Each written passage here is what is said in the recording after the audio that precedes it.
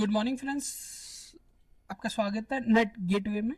ठीक है, यहाँ हम आज जो कंप्लीट करने वाले हो साइंस क्लास 10th के कुछ एमसीक्यूज को कंप्लीट करने वाले हैं, जहाँ ये वो एमसीक्यूज हैं जो multiple time CBSE board class 10th के एग्जाम में मल्टीपल टाइम रिपीट किए गए। साथ ही साथ इनके हम तीनों पोर्शन को कम्प्लीटली टॉपिक वाइज स्टडी करेंगे, फिजिक्स को अलग, केमिस्ट्री को अलग और बायोलॉजी को अलग।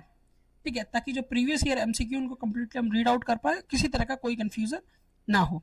और कुछ टॉपिक्स ऐसे हैं जिनको हमने रिपीट किया है क्योंकि उनसे रिलेटेड वीडियो हम पहले बना चुके हैं, तो आप चैनल की प्लेलिस्ट में जाकर वहां से ये चीज़ों को देख सकते हैं। तो चलिए स्टार्ट करते हैं। विच of the following is decomposition reaction. तो आप ये चार ऑप्शन है, चार ऑप्शन में से आप डीकम्पोजिशन रिएक्शन को फाइंड आउट कर सकते हैं। डीकम्पोजिशन का मतलब होता है एक रिएक्शन को ब्रेक डाउन करके टू पार्ट्स में सेपरेट केमिकल्स को बनाना। एग्जाम्पल के तौर पर आप अगर सारी रिएक्शंस को देखेंगे तो Zn प्लस H2SO4, ठीक है, तो एक केमिकल कंपाउंड बनता है ZnSO4 plus H2। It means ये डिकम्पोजिशन रिएक्शन नहीं है, डिस्प्लेसमेंट रिएक्शन है। एक रिएक्शन का और एक रिएक्शन की प्लेस को चेंज किया गया। ऐसी थर्ड अगर आप देखेंगे तो CaCO3, तो ये आपका डिकम्पोजिशन रिएक्शन है, तो इसका करेक्ट आंसर होगा सी। सेकंड आते हैं what is the functional unit of kidney. Her body में जितने भी लार्जेस्ट ऑर्गन है या स्मॉलेस्ट ऑर्गन है, हर ऑर्गन की एक फंक्शनल यूनिट है। अगर कंप्लीट बॉडी की बात कीजिए तो उसकी भी एक फंक्शनल यूनिट जिसको हम सेल बोलते हैं, उसी तरीके से किडनी की फंक्शनल यूनिट है जिसको बोलते हैं नेफ्रॉन। ठीक है, बढ़ते हैं थर्ड क्वेश्चन की ओर। Which of the following is the correct path of electric current in a electric in a circuit.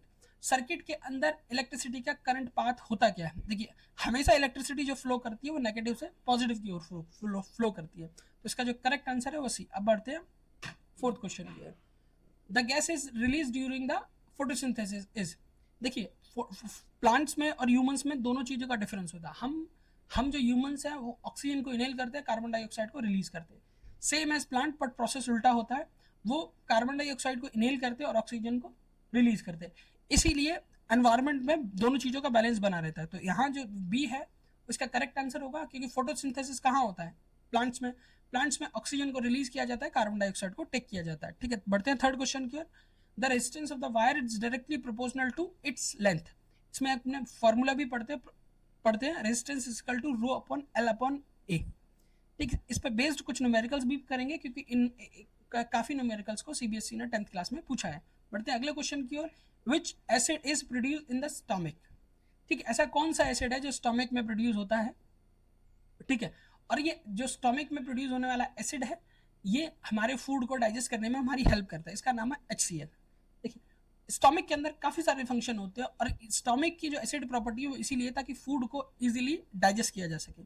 अब इससे बचने के लिए पेट के स्टमक के इंटरनल लेयर पर हम एक म्यूकस लेयर फाइंड आउट मिलती है, जिसके कारण ये HCl है वो इजीली फूड को डाइजेस्ट कर देता है और अंदर से पेट किसी भी तरीके से हार्मफुल इंजरी से इन्फेक्टेड नहीं होता, ना ही अल्सर जैसी डिजीज होती है। ठीक है, बढ़ते हैं आगे। Which these is renewable source of energy. अब ये चार ऑप्शन है। रिन्यूएबल सोर्स का मतलब होता है ऐसी चीज जिसको हम बार बार एनर्जी में कन्वर्ट करके यूज कर सकते हैं। एग्जाम्पल के तौर पर हम ऑप्शन एक एक करके स्टडी कर लेते हैं। ABCD चार ऑप्शन है। पहला ऑप्शन है कोल।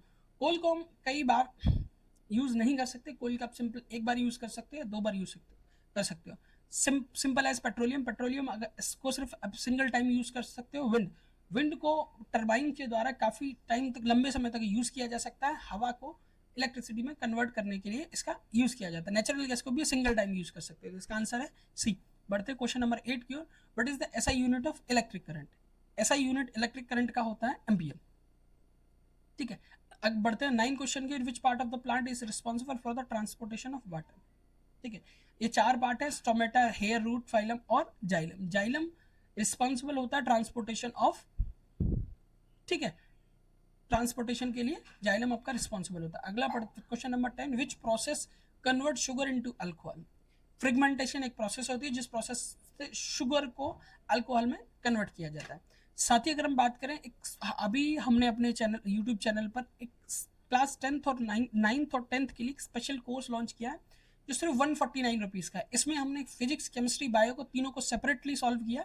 ठीक है, और तीनों के काफी ज्यादा important question with diagram include किए हैं। ठीक है, हमने कुछ ऐसी शॉर्ट ट्रिक भी इसमें डिस्कस की हैं जिनका इस्तेमाल करके आप इजीली उन केमिकल रिएक्शंस को कर सकते हैं जो काफी लेंथी और समझ में नहीं आती है। और साथ ही हमने बोर्ड एग्जाम को देखते हुए इसकी प्रिपरेशन और इस कोर्स को कंप्लीटली NCERT से डिजाइन किया है ताकि आपको वही चीज़ें पढ़ने मिले जो पढ़ना एग्जाम के लिए ज़रूरी है। ठीक है, एनसीईआरटी को कंप्लीट ना पढ़ना पड़े, एग्जाम ओरिएंटेड प्रिपरेशन होगी इस कंप्लीट कोर्स से। ठीक है, और इसमें हमने 5 साल तक के प्रीवियस कोर्सेज को इंक्लूड किया है। तो इजीली अगर आप अगर प्रिपरेशन आप अच्छी करना चाहते हैं और चाहते हैं कि आपके 9th और 10th में, इंक्लूडिंग अगर 10th की बात की जाए, तो आप चाहते हैं कि साइंस में आप 95 से 100 के आसपास स्कोर करना चाहते हैं, तो आप कोर्स को इजीली परचेज कर सकते हैं। इस कोर्स का जो कॉस्ट वैल्यू है 149 रुपीज़ है। साथ ही आपको सैंपल पीडीएफ कोर्स के इस वीडियो के डिस्क्रिप्शन में मिल जाएगी, जिसको आप एक बार डाउनलोड करके चेक कर सकते हैं डायग्रामेटिकली और थ्योरेटिकली इस कोर्स को अच्छी तरीके से डिजाइन किया गया है या नहीं किया गया। अगर आपको कोर्स काफ़ी ज़्यादा कन्वीनियंट लगता है अपनी प्रिपरेशन को देखते हुए, तो आप इस कोर्स को परचेज कर सकते हैं। इसका परचेजिंग लिंक मेरे चैनल के डिस्क्रिप्शन बॉक्स में आपको मिल जाएगा। इसका कॉस्ट प्राइस ओनली 140 रुपीज़ है। ठीक है, और इन फ्यूचर कोर्स को परचेज करने के बाद इसकी वैलिडिटी 1 ईयर होने वाली है। अगर आपको कोई भी इशू आता है तो डायरेक्टली आप मुझसे कम्युनिकेट कर सकते हैं और वो इशू को डेफिनेटली रिजॉल्व किया जाएगा। बाकी मेरे यूट्यूब वीडियो को देखने के लिए धन्यवाद। अगर आपको किसी भी तरह का इशू है तो उसको फ्रीली मेरी तरफ से रिजॉल्व किया जाएगा। ठीक है, आप मेरे कमेंट बॉक्स में कमेंट कर सकते हैं, नहीं तो आप मेरे चैनल के बायो में जाकर देख सकते हैं, वहाँ मेरा व्हाट्सअप नंबर अवेलेबल है, वहाँ से आप मैसेज डाल के अपनी क्वेरी को पूछ सकते हैं। Thank you for watching my video. Thank you.